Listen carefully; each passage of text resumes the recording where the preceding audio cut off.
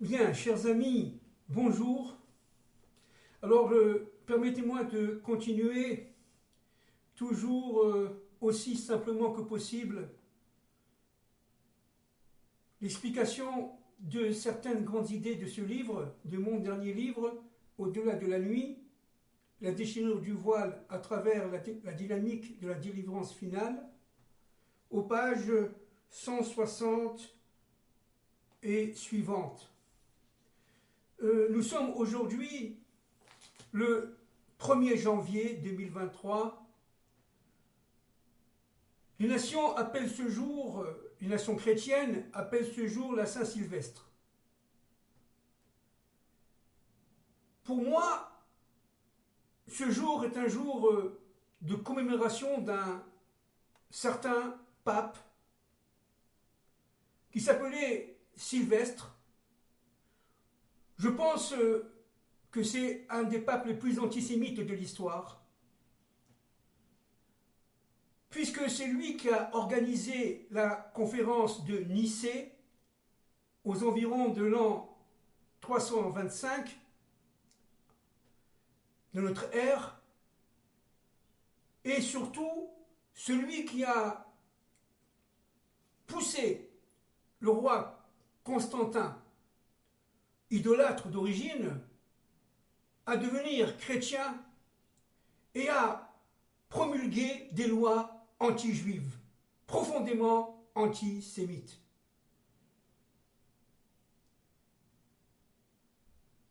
Pour mémoire, l'histoire collective de notre peuple en exil, notamment en Europe, ce jour-là, et notamment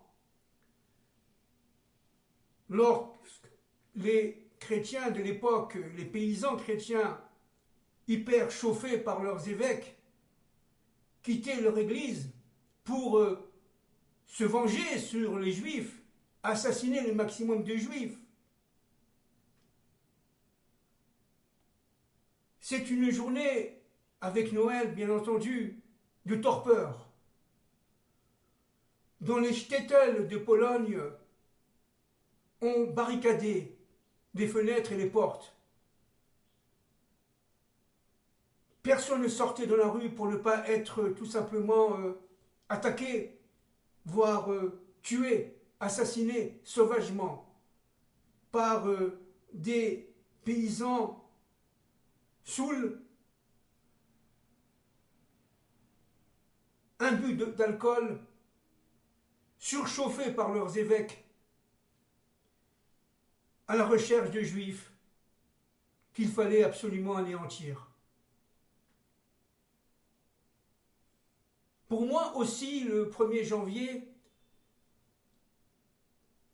dans la tradition chrétienne, évidemment, je ne juge pas la religion, bien entendu. Attention, je ne juge pas la religion. Mais j'essaie de comprendre un peu, vu de Jérusalem. Ce premier jour de l'année 2023, c'est le 8e jour de la naissance de Jésus. Et je ne suis pas ici du tout pour cataloguer Jésus, pas du tout, pas du tout. Pour moi, c'était un sage juif, certainement kabbaliste, qui a été tout simplement utilisé plus tard par des ennemis d'Israël.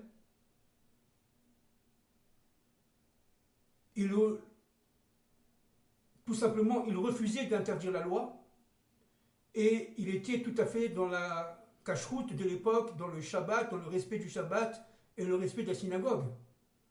Comme disait mon maître Manitou, si Jésus revient aujourd'hui, la première des choses qu'il irait, eh bien, il irait dans les synagogues.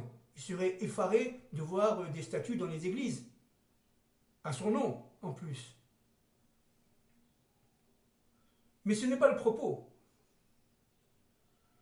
Ce 8e jour est donc, si vous voulez, lié à la Brit Mila.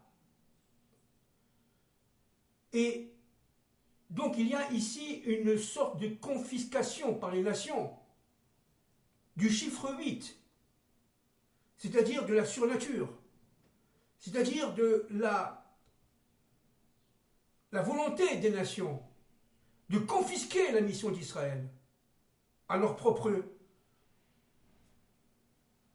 volonté, à leur propre profit.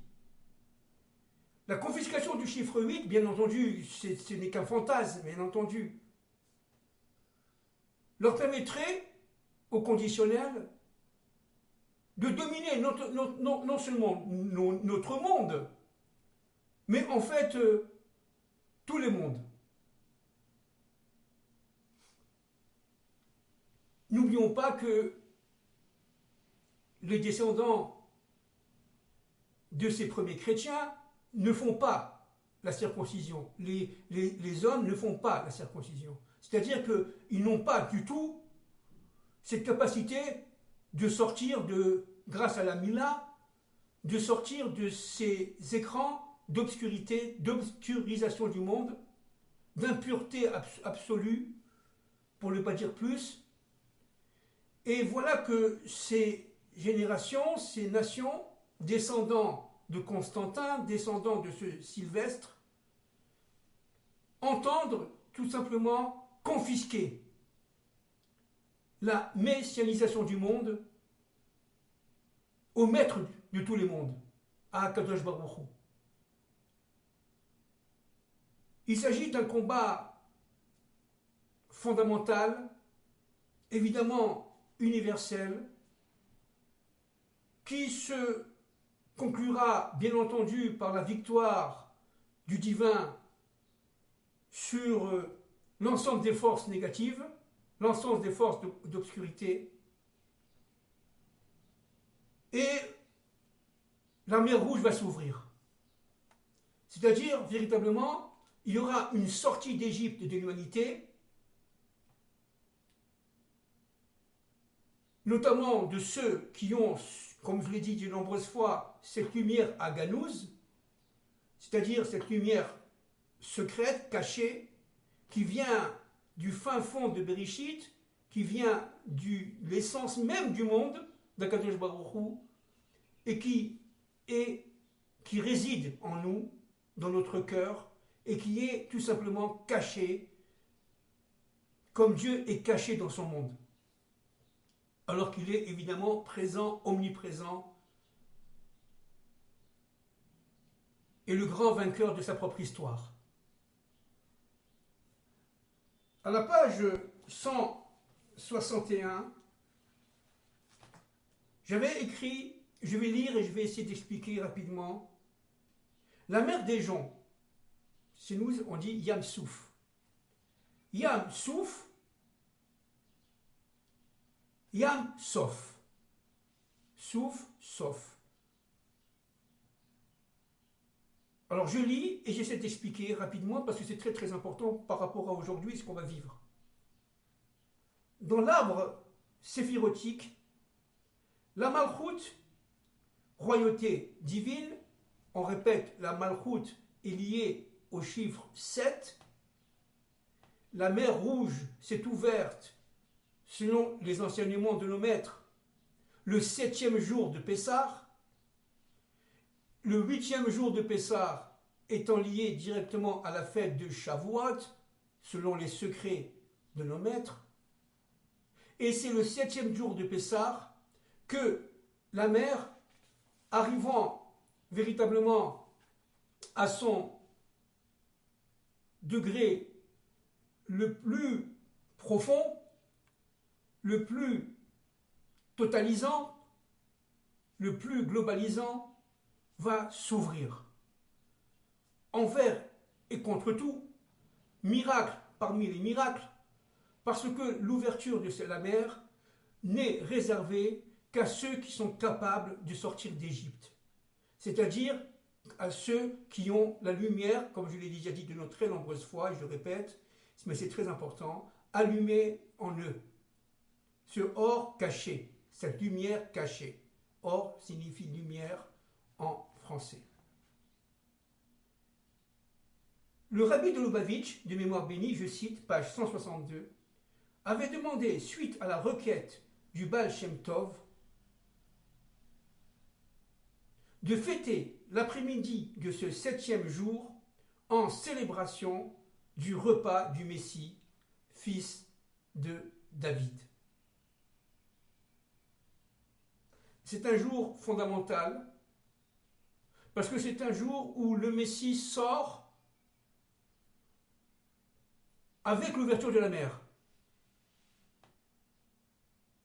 La Malchout, qui est la 7e sphira d'en bas, à ce niveau-là, on le verra tout à l'heure, va se relier à la Bina, c'est-à-dire à la 8e sphira, à la tribu divin, d'en haut, à partir du bas, d'en haut.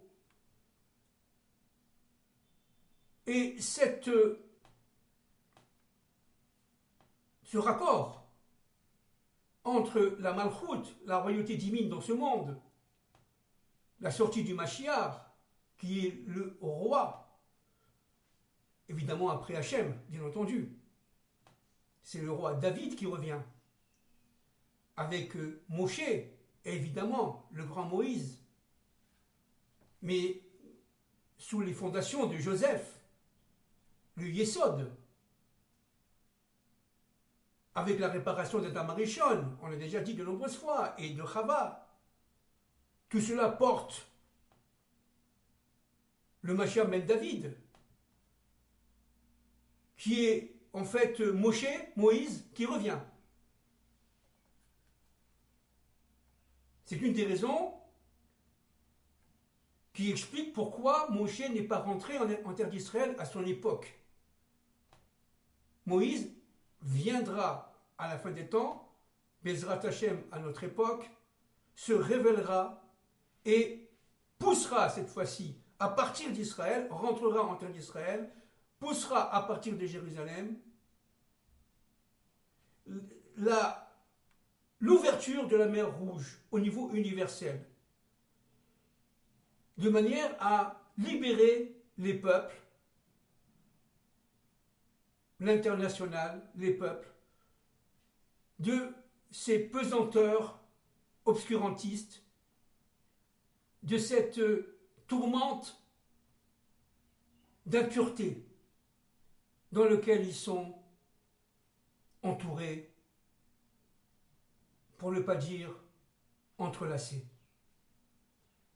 Le Zohar affirme, page 162, qu'il ne faut pas dire Yam Souf, mer des joncs, mer rouge, mais Yam Sof, c'est-à-dire Sof, ça veut dire mer, la mer de la fin, F-I-N, la mer de la fin des temps. L'ouverture de la mer est toujours un processus qui commence secrètement pendant toute l'histoire et qui s'ouvre à la fin des temps de l'histoire. Le Yam, avais-je écrit, Yud même, est directement lié à la Malchout par sa valeur numérique 50. Yam, de valeur numérique 50, est lié directement je cite, aux 50 lumières du Nun. La valeur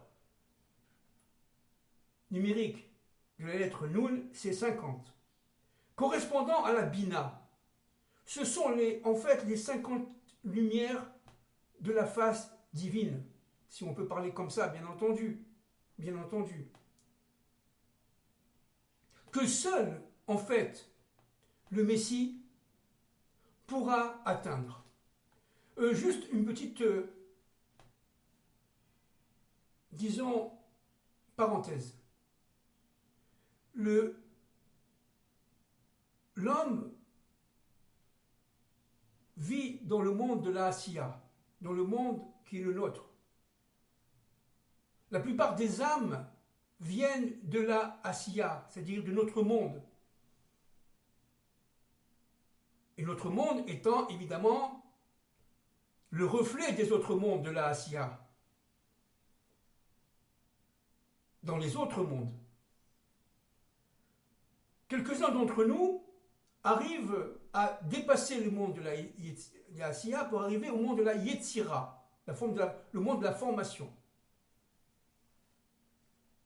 Nos pères, Abraham, Yitzhak, Yaakov, ont dépassé le monde de la Sia, et sont arrivés au niveau des anges, le monde de la Yetzira.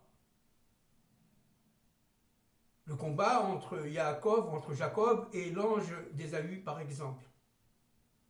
Le fait qu'Abraham Avinu a reçu 3 anges et les a invités à participer au repas, etc., etc. Quelques-uns arrivent à la Bria, Adam Rishon,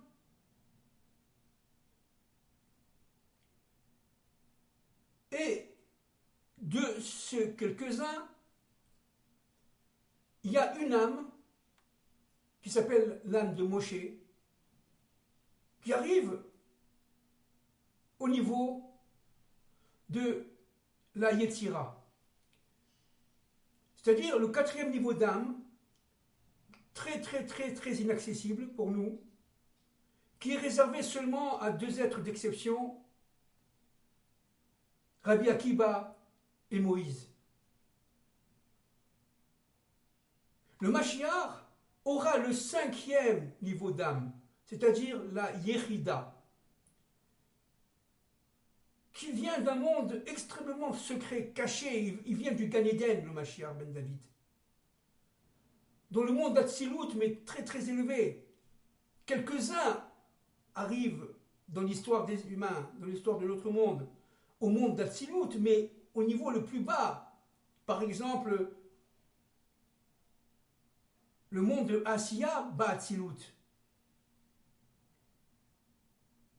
Et ce qu'il faut bien comprendre, c'est que le Mashiach qui vient du Gan Eden, une âme extrêmement spéciale, va être un intercesseur, va permettre à Moïse de revenir en terre d'Israël, de venir en terre d'Israël.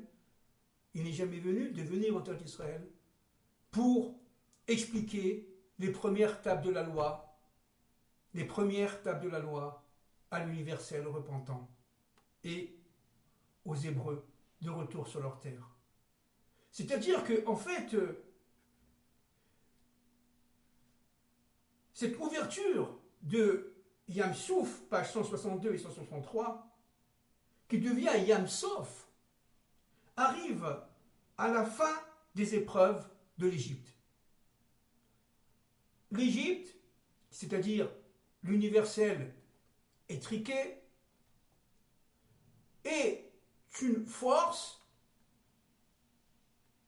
qui n'a pas la capacité de réunir ses contraires, de faire Tiferet, si vous voulez. C'est pour ça que le pharaon a si bien reçu Jacob, avec sa famille. Jacob étant évidemment le représentant de cet attribut divin qu'on appelle l'union des contraires, Tiferet.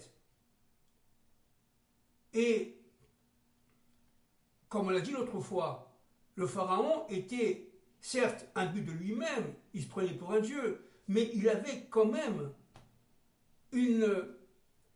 un travail intérieur avant de connaître Joseph en français. Et ce travail intérieur va l'amener à comprendre que Joseph était l'envoyé d'une force qu'il ne connaissait pas et qui est le Dieu un maître de l'histoire.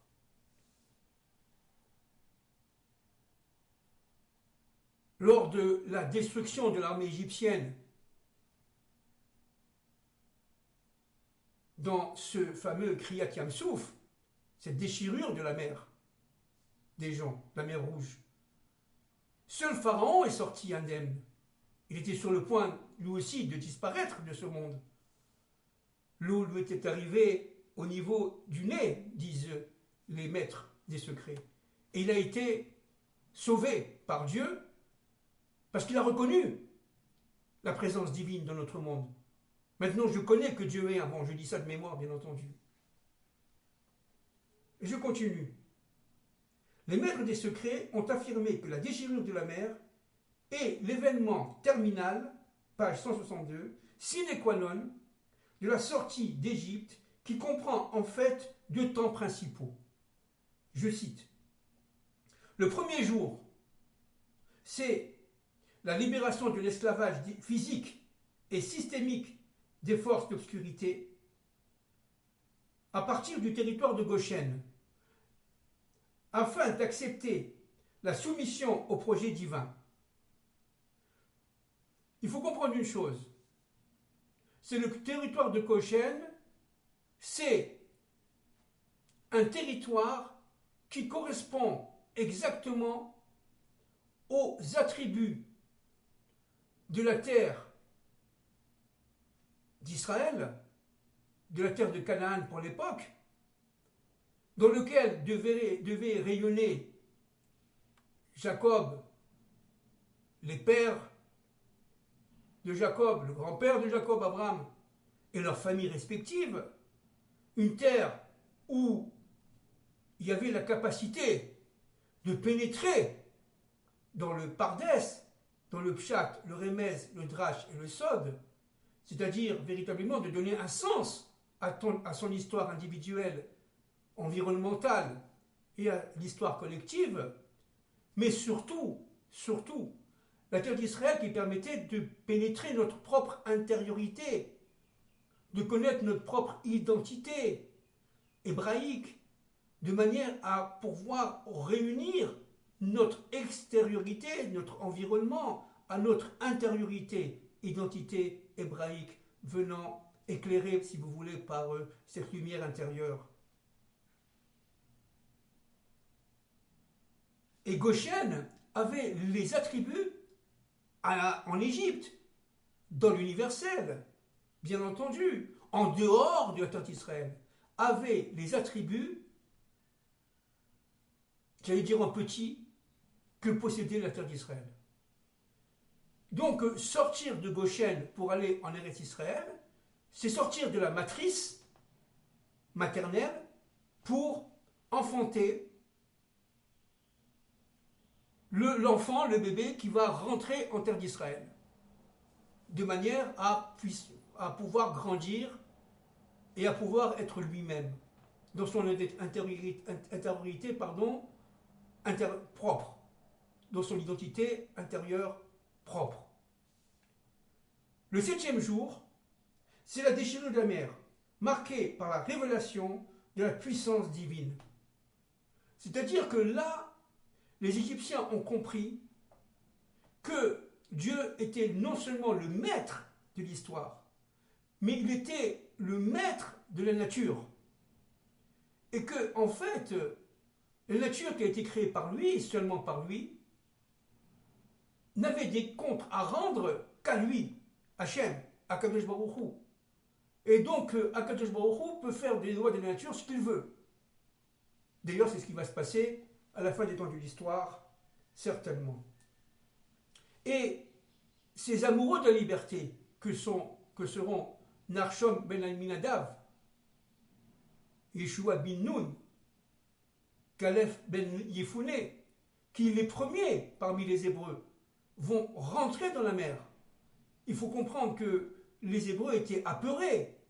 Ils n'avaient pas tous le niveau, évidemment, de Moïse, ou le niveau de Nachshon ben Aminadav, ou de Caleb ben Yefouné, bien entendu, chacun son niveau. Ça ne veut pas dire qu'ils avaient faux, ça veut dire que chacun représentait une facette, une façon de lire la Torah, et de comprendre le plan de Dieu. Ils ont eu très peur. Parce que de tous les côtés, il y avait une impasse. À droite, par exemple, il y avait les bêtes féroces. À gauche, il y avait les montagnes. Derrière, il y avait l'armée égyptienne qui fonçait sur eux. Et devant, il y avait la mer. On n'a aucune possibilité de s'en sortir. Et entre parenthèses, Moïse, non seulement a utilisé son bâton, c'est-à-dire évidemment le lien entre le ciel et la terre, mais aussi le caveau, le cercueil de Joseph. C'est, entre autres bien sûr, le cercueil de Joseph et le bâton de Moshe qui ont ouvert la mer. Évidemment sous les ordres de Dieu, bien entendu. Et donc il fallait avoir cette force pour pouvoir pénétrer, avancer, envers et contre tout, rentrer dans la mer. Et la mer qui monte, et la mer qui monte, et la mer qui monte. Et cette mer qui monte va tout simplement anéantir le corps, parce qu'on va mourir. Eh bien, c'est à ce moment-là, avec les mounas qu'avaient Narshon ben Aminadav et les autres, que la mer s'est ouverte. Lorsque la mer est arrivée au niveau du nez. Pourquoi le nez? On le sait, parce que le nez, c'est lié directement à l'intuition, le nez est directement lié aux sensations intuitives, est lié directement à la bina, et donc grâce au fait que la mer c'est quoi la mer? La mer c'est l'eau, mais l'eau c'est quoi? Dans un second sens, l'eau c'est la Torah, d'accord? C'est-à-dire qu'une fois que véritablement la Torah arrive au niveau de la sensation intuitive, de l'appréhension de l'environnement, de la connaissance de l'environnement, qu'à ce moment-là, la mer s'ouvre et on est, entre guillemets, sauvé. C'est-à-dire, on arrive à passer de l'Égypte à la délivrance. Mais l'Égypte elle-même, pour finir, avait ce fougue intérieur. Pharaon était sûr et certain qu'il allait obliger les Hébreux, les esclaves, n'oublie pas que nous sommes dans un monde d'esclaves, d'esclavage, à revenir en Égypte. Il s'agissait évidemment de, on l'a dit les autres fois, de la main-d'œuvre, corvéable à merci. Pharaon et ses économistes avaient besoin de cette main-d'œuvre. Et il est parti les chercher au bout de 3 jours. Mais seulement le problème, c'est que cette force intérieure satanique qui le poussait à travers évidemment les sortilèges et les sorciers qui l'accompagnaient et les dresseurs de sorts qui l'accompagnaient, eh bien, il était assuré de réussir. Il ne connaissait pas le Dieu un, maître de l'histoire. Et donc, il s'agit en fait d'un élément source, la déchirure de la mer des gens, élément source essentiel qui se reproduira à la fin des temps de l'histoire. Et je voudrais pour finir